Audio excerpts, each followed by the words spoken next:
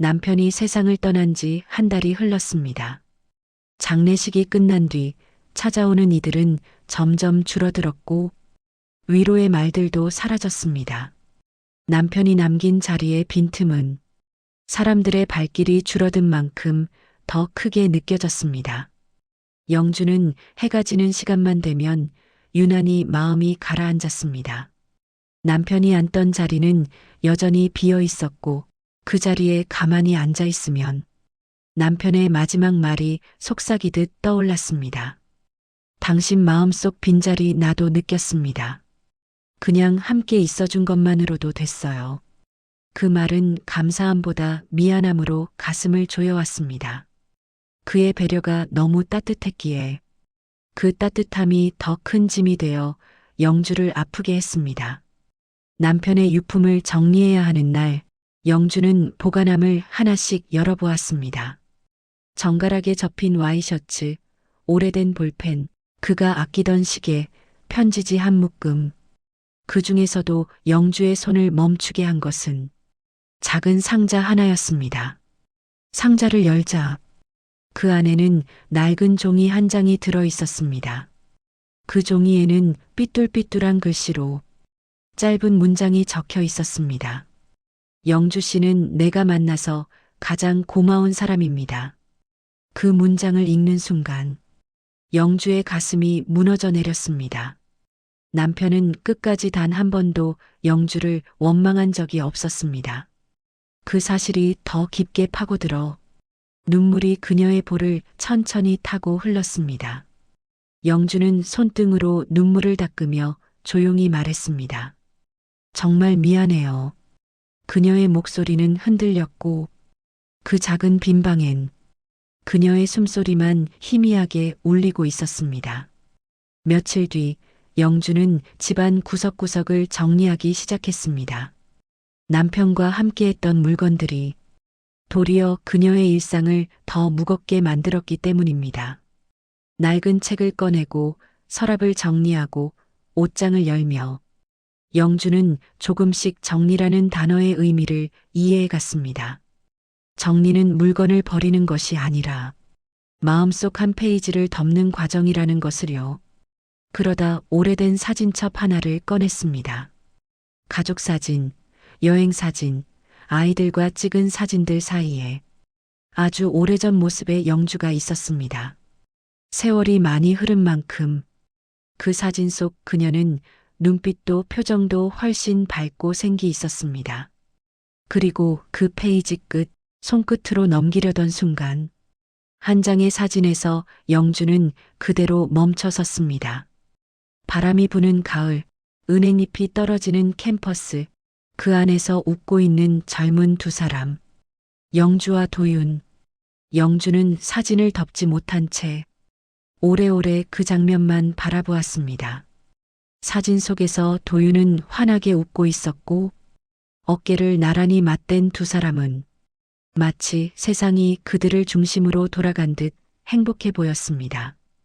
그 순간 영주는 마음 깊숙이 묻어두었던 이름을 다시 꺼내게 되었습니다. 도윤, 남편도 알고 있었던 그 이름, 세월이 흘러도 사라지지 않았던 그 이름, 영주의 인생을 깊게 흔들어 놓았던 단 하나의 이름. 영주는 사진을 조용히 내려놓으며 숨을 깊게 들이쉬었습니다. 오랫동안 닫아두었던 문이 약간의 틈을 내며 흔들리는 듯 했습니다. 영주는 조용히 생각했습니다. 한 번은 돌아보고 싶다. 내 인생이 어디서 멈췄는지 그 흔적을 확인하고 싶어. 그 순간 영주 마음속에 아주 작은 불씨 하나가 깨어났습니다. 그 불씨는 죄책감도 미련도 아닌 내가 살아온 인생을 마주하려는 용기였습니다. 그리고 그 용기는 영주를 오랜 세월 닫혀있던 과거로 조용히 이끌고 있었습니다. 남편의 장례식을 치른 뒤 몇 달이 지나자 집안 공기가 서서히 안정되기 시작했습니다. 그러나 그 안정 속에서 영주는 여전히 누군가를 잃은 채 서 있는 느낌이 들었습니다. 남편을 떠나보낸 아픔과 함께 오랫동안 가슴 깊이 넣어두었던 이름이 조용히 다시 올라오고 있었기 때문입니다. 도윤. 그 이름이 마음속에서 떠오를 때마다 영주의 숨은 잠깐씩 멈추는 것 같았습니다. 마음속 깊은 곳에서 굳게 걸어 잠갔던 문이 왜 이제서야 흔들리는지 그 이유를 영주는 스스로도 완전히 설명할 수 없었습니다. 어느 오후 햇살이 부엌 창문을 통해 부드럽게 들어오던 시간에 영주는 식탁 위에 펼쳐둔 사진첩을 다시 펼쳐보았습니다. 그 페이지 속에서 세월이 바래지 않은 듯한 한 장의 사진이 눈길을 붙잡았습니다. 노란 은행잎이 떨어지던 계절, 젊은 두 사람이 서로에게 기대어 서 있던 장면. 사진 속 도윤의 웃음은 여전히 따뜻했고 영주는 그 사진을 바라보며 손끝이 미세하게 떨렸습니다. 왜 아직도 이렇게 선명할까? 그녀는 속으로 홀로 중얼거렸습니다. 잠시 뒤 영주는 사진을 내려다보며 조용히 결심을 품었습니다. 이제는 내 마음을 제대로 들여다봐야 할 때야. 평생을 살아오며 누군가를 그토록 좋아하고 또 그토록 잃어버린 건 도윤이 처음이자 마지막이었습니다. 그 상처가 여전히 아물지 않은 채 남아 있었고 그 상처 때문에 행복한 순간에도 제대로 웃지 못한 시간들이 있었습니다. 영주는 조용히 생각했습니다. 만약 그때 무슨 일이 있었는지라도 알 수 있다면 내 인생을 조금은 놓아줄 수 있지 않을까? 그녀는 남편에게도 아이들에게도 누구에게도 말하지 않았지만 지금 이 결심은 그 누구보다 자신을 위한 결정이었습니다. 며칠 뒤 영주는 오랜만에 맵시를 차려입었습니다. 검은 코트를 걸치고 단정하게 목도리를 두른 뒤 신발을 신으며 숨을 깊게 들이쉬었습니다. 현관문을 열기 직전 영주는 손잡이를 잡은 채 잠시 멈춰 섰습니다. 긴 세월 동안 묶여있던 마음의 매듭을 지금 풀어내도 되는지 확인하듯 가볍게 눈을 감았습니다. 그리고 조용히 말했습니다. 그래, 가보자.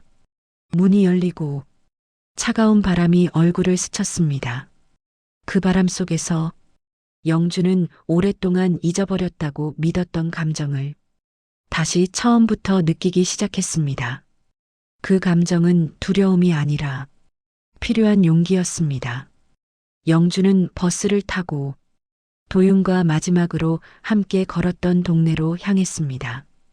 오래된 상가들, 허물어진 건물들, 새로 바뀐 간판들 사이에서 그 시절 기억이 겹겹이 떠올랐습니다. 버스 창밖은 천천히 스쳐 지나갔고 영주는 심장이 빠르게 뛰는 것을 느꼈습니다. 세월이 아무리 흘렀어도 이 길이 여전히 낯설지 않은 이유는 그 안에 자신이 잃어버린 모든 순간들이 숨쉬고 있기 때문이었습니다. 버스가 오래된 정류장에 멈추었고 영주는 천천히 내렸습니다. 정류장 옆 예전과 똑같은 모양의 오래된 벤치가 허름하지만 그대로 남아 있었습니다. 그 위에 쌓인 낙엽이 바람에 흔들릴 때 영주의 가슴은 한순간 떨리며 조여들었습니다. 여기서 그 사람을 마지막으로 기다렸었지. 그 벤치는 오랫동안 묻어두었던 기억을 한꺼번에 불러냈습니다. 시간이 지나도 변하지 않은 것은 오히려 그 기억들 뿐이었습니다. 영주는 벤치 앞에 잠시 서서 손끝으로 벤치 등받이를 살짝 만졌습니다. 차갑고 거친 감촉이 여전히 그 자리에 머물러 있는 것들을 말해주는 듯 했습니다. 잠시 벤치에 앉아 숨을 고른 뒤 영주는 또 다른 곳을 향해 걸어가기 시작했습니다. 마치 오래된 지도를 따라가듯 도윤의 집이 있던 골목으로 발걸음을 옮겼습니다. 골목은 많이 변해 있었지만 그 속에서 몇몇 익숙한 흔적들을 알아볼 수 있었습니다. 벽돌의 질감, 창문 모양, 어딘가에서 풍겨오는 오래된 냄새들. 그러나 도윤의 집이 있던 자리에는 이제는 낡은 편의점이 들어서 있었습니다. 그 자리를 보자 영주의 가슴 속에서 무언가 조용히 무너져 내렸습니다. 여기도 이제 없구나. 하지만 이상하게도 그 사실이 너무 슬프기만 한 것은 아니었습니다. 오히려 영주는 묘하게 편안해지는 느낌을 받았습니다. 있던 곳이 사라진 자리는 기억이라는 방식으로만 남아 있었다는 것을 이제는 인정할 수 있을 것 같았습니다. 영주는 잠시 고개를 들고 하늘을 바라보았습니다. 늦은 오후 햇빛이 골목 사이로 조용히 내려앉아 오랜 세월을 위로하듯 부드럽게 비쳤습니다.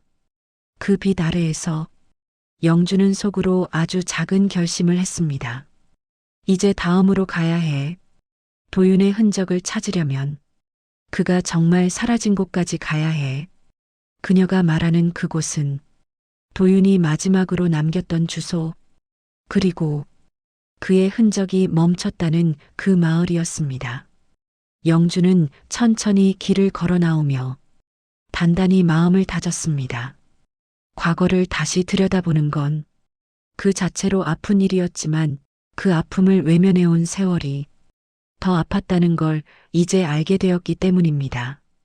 영주가 버스에서 내려 마을로 발을 내딛는 순간 짙은 겨울 냄새와 함께 오래된 흙냄새가 코끝을 스쳤습니다. 마을은 작았고 조용했습니다. 고양이 한 마리가 골목 사이를 느릿하게 지나가고 어디선가 장작 타는 냄새가 어렴풋이 풍겨왔습니다. 영주는 도윤이 살았다는 집을 찾아 천천히 골목길을 걸어갔습니다. 골목의 돌담은 세월을 그대로 품고 있었고 작은 집들이 규칙적으로 이어져 있었습니다. 그때 한 집 앞에 대문이 열리며 나이든 아주머니가 바구니를 들고 나왔습니다. 영주는 용기를 내어 다가가 말했습니다. 혹시 이 동네에서 오래 사셨어요? 여기 이 도윤이라는 사람이 예전에 살았었다고 해서요. 아주머니는 잠시 영주의 얼굴을 찬찬히 바라보더니 놀란 듯 말했습니다. 아이고, 내가 영주냐? 영주는 깜짝 놀라며 되물었습니다. 저를 아세요? 아주머니는 고개를 끄덕이며 작은 한숨을 내쉬었습니다. 도윤이가 마지막까지 찾던 이름이었어. 여태 오나 안 오나 참 오래 기다렸지. 영주는 그 사실에 심장이 크게 흔들렸습니다. 기다렸다는 말이 마음 깊숙이 박혀 숨이 잠시 멈추는 듯 했습니다. 아주머니는 조용히 손짓하며 말했습니다. 그 친구가 살던 집이 바로 저기야. 그러니까 내가 좀 들어와 보겠니? 영주는 떨리는 걸음을 옮겨 도윤이 살았던 집 안으로 들어갔습니다. 작은 방 한 칸짜리 공간, 낡은 창문, 오래된 책상, 작은 난로 하나. 모든 것이 단촐했고 그 단촐함 속에 한 사람의 외로움이 고스란히 남아 있었습니다. 아주머니가 천천히 말했습니다. 도윤이 몸이 약해져서 고생이 많았어. 그래도 내 생각은 하루도 안 쉬고 했지. 영주는 손을 떨며 묻었습니다. 정말 저를요? 아주머니는 단호하게 고개를 끄덕였습니다. 그래. 떠나기 전날에도 영주가 오면 꼭 전해주세요라며 무언가를 맡기고 갔어. 영주는 온몸이 찌릿하게 떨렸습니다. 그게 지금도 있나요? 아주머니는 깊은 숨을 내쉬며 말했습니다. 그게 우체국에 남아있을 거야. 그 친구가 안 온 편지를 계속 보냈거든. 영주는 그 말을 들으며 가슴속 깊은 곳이 무너져 내리는 느낌을 받았습니다. 안 온 편지. 그 말은 도윤이 얼마나 절실했는지를 말해주는 증거였습니다. 영주는 눈을 감고 들숨을 길게 들이마셨습니다. 그리고 마음을 다잡듯 천천히 내쉬었습니다. 우체국으로 가보겠습니다. 영주는 마을 우체국으로 걸어갔습니다. 작고 고풍스러운 건물. 문을 밀자 오래된 종소리가 울렸습니다. 창구에 서 있는 할아버지가 고개를 들며 말했습니다. 네, 무엇을 찾으시나요? 영주는 두 손을 모으며 조용히 말했습니다. 이 도윤이라는 분에게서 온 편지가 혹시 남아있나요? 할아버지는 순간 눈빛을 바꾸더니 영주를 찬찬히 보았습니다. 마치 그 얼굴을 어디선가 오래 기다린 듯한 표정이었습니다. 당신이 영주 씨였군요. 그 말에 영주는 숨이 멈칫했습니다. 저를 알고 계세요? 할아버지는 조용히 고개를 끄덕였습니다. 도윤이가 떠나기 전 저에게 이렇게 말했어요. 언젠가 영주가 여기 올 겁니다. 오면 이걸 전해주세요. 할아버지는 서랍에서 작은 철 상자를 꺼냈습니다. 그 안에는 3장의 편지가 들어 있었습니다. 모두 봉투색이 누렇게 발해 있었고 한 장씩 날짜가 적혀 있었습니다. 영주는 떨리는 손으로 첫 번째 편지를 들었습니다. 봉투 위에는 흐릿하지만 분명한 글씨가 남아 있었습니다. 영주에게 할아버지는 조용히 말했습니다. 그 사람 이 편지를 여러 번 보내려 했지만 주소가 바뀌었다며 계속 반송됐습니다. 그래도 포기하지 않았지요. 영주는 이제 더는 참지 못하고 눈가가 뜨거워지는 것을 느꼈습니다. 할아버지는 마지막 봉투를 보여주며 말했습니다. 그리고 마지막 편지는 전달 금지라고 적혀 있었어요. 아마 당신이 너무 아파할 거라 생각한 듯합니다. 영주는 봉투를 꼭 쥐고 작은 목소리로 말했습니다. 이제는 읽을 수 있을 것 같습니다. 그 말을 남기고 영주는 우체국 밖 벤치로 걸어 나갔습니다. 벤치에 앉아 영주는 가장 오래된 편지를 먼저 펼쳤습니다. 종이는 바스락거리는 소리를 내며 작게 흔들렸습니다. 영주에게 내가 어디에 있는지 알 수 없을 텐데 그래도 글을 남겨본다. 영주는 천천히 숨을 고르며 계속 읽었습니다. 몸이 조금 안 좋아졌다. 의사 말로는 오래 편찮았던 탓이라는데 너에게 이 말까지 하게 돼 미안하다. 영주는 손등으로 눈물을 닦았습니다. 떠난 날 너를 한 번이라도 보고 싶었다. 하지만 그러면 나는 떠나지 못했을 거다. 그러면 너는 나 때문에 가슴을 더 많이 다쳤을 테고 문장이 갈수록 굵은 감정의 결이 묻어 있었습니다. 내가 널 떠난 건 사랑이 끝나서가 아니다. 살아남으려고 애쓰는 나를 너에게 보여주고 싶지 않았다. 영주는 입술을 물었습니다. 손이 계속 떨렸습니다. 마지막 문장은 짧고 강했습니다. 영주야, 나의 마지막은 너였다. 그리고 나의 마지막까지 너를 사랑했다. 영주는 종이를 가슴에 꼭 붙잡고 한참 동안 울었습니다. 지금껏 품었던 상처가 하나씩 하나씩 녹아내리는 듯 눈물이 흘러내렸습니다. 편지를 정리한 뒤 영주는 마을을 천천히 걸었습니다. 그때 뒤에서 낮고 조심스러운 목소리가 들렸습니다. 혹시 영주 씨 아니십니까? 돌아보니 중년의 남자가 서 있었습니다. 도윤과 닮은 눈매였고 영주는 직감적으로 알았습니다. 혹시 도윤 씨 가족분이신가요? 남자는 천천히 고개를 끄덕였습니다. 저는 도윤이 형입니다. 영주는 가슴이 간지럽게 떨렸습니다. 그는 말했습니다. 동생이 떠나기 전 당신 이야기를 자주 했습니다. 영주는 울컥한 감정을 누르며 그의 말을 기다렸습니다. 형은 하늘을 한번 보고 숨을 고르며 말했습니다. 사실 도윤이는 마지막 순간까지 편지를 들고 있었어요. 전해지지 않은 것들, 그거 붙잡고 마지막까지 울었습니다. 영주는 눈물이 다시 흐르는 것을 느꼈습니다. 그날 새벽, 그 아이가 이렇게 말했습니다. 형 영주가 나를 기억할까요? 내가 떠난 걸 미워할까요? 그렇게 말하며 눈물을 흘렸습니다. 영주는 손으로 입을 막았습니다. 숨이 뒤틀리듯 흔들렸습니다. 형은 말했습니다. 영주 씨에게 짐이 되고 싶지 않아서 끝까지 그 고통을 숨겼습니다. 영주는 떨리는 목소리로 말했습니다. 도윤 씨는 행복했을까요?